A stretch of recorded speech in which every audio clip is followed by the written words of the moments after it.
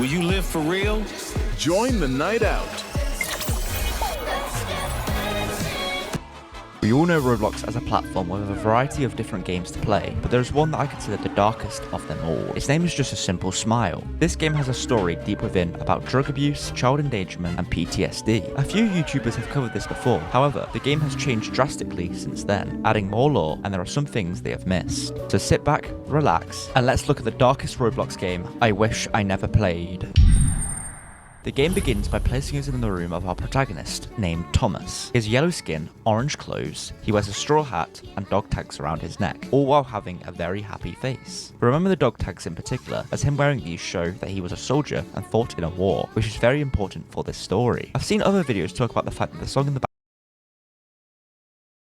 background is from the game Hong Kong 97. I don't get why I've seen people focus on this song though, as it doesn't give any insight into anything, but after a while of listening to it, you'll go insane due to how annoying it is. Although, the game that it came from was very controversial, as it was said that the game over screen displayed a photo of a real life corpse. Within Thomas's room, we could talk to a flower. Most of the pictures on the walls are different cat memes. You could also find photos that seemingly show Thomas with many of his different friends. To exit his house, we need to find a few keys, as the front door is locked from the inside. A very poor design. We take the key from the kitchen table. We can also start to paint a picture of Thomas being a bit of a slob who just drinks beer and pizza, as we can find empty boxes and cans on the side. Also, we can find a fish in a block of ice within the fridge, which is just weird. Using the key, we can unlock the upstairs closet that allows us to retrieve another key for the storage cupboard.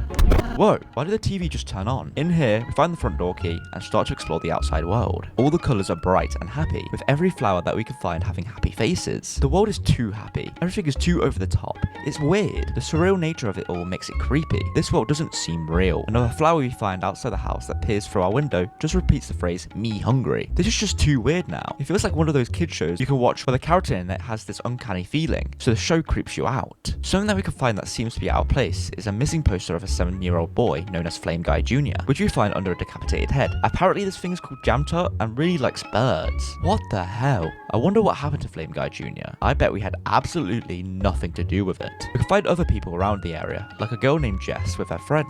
Then a guy named Baggy, who is also beside one of our friends named Fisher. He says that he's saving the fish from drowning by getting them out of the water, but I don't think that's how they work. The guy is just killing them. Then in the back corner we can find Zachary, another one of our closest friends. Hey Zachary, what do you want?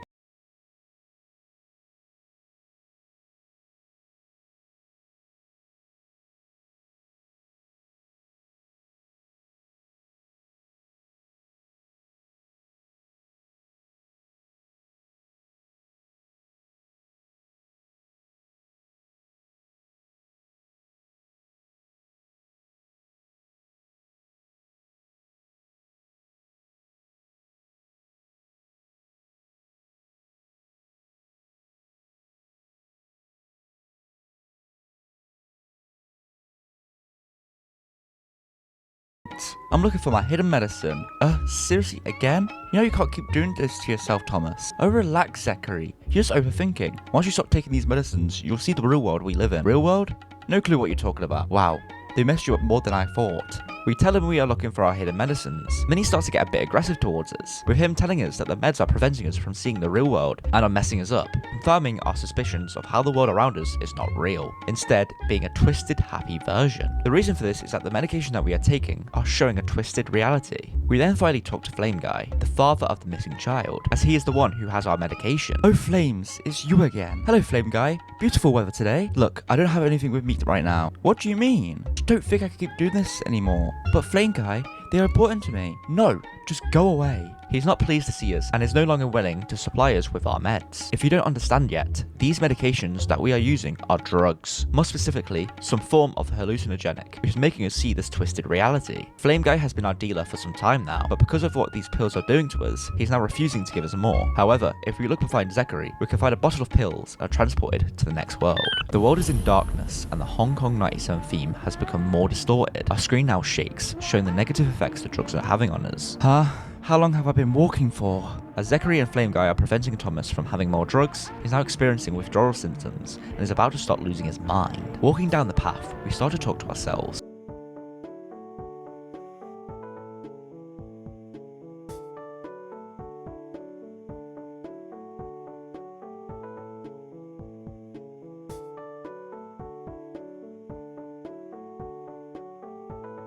I think the effects are wearing off.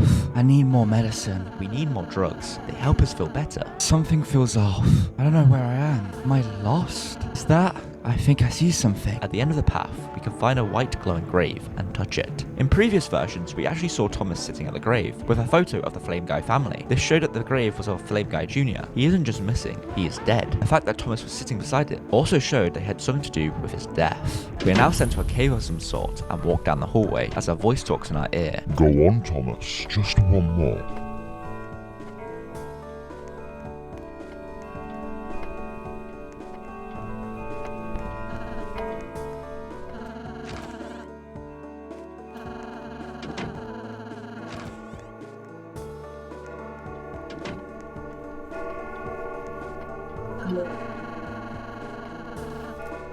Hello.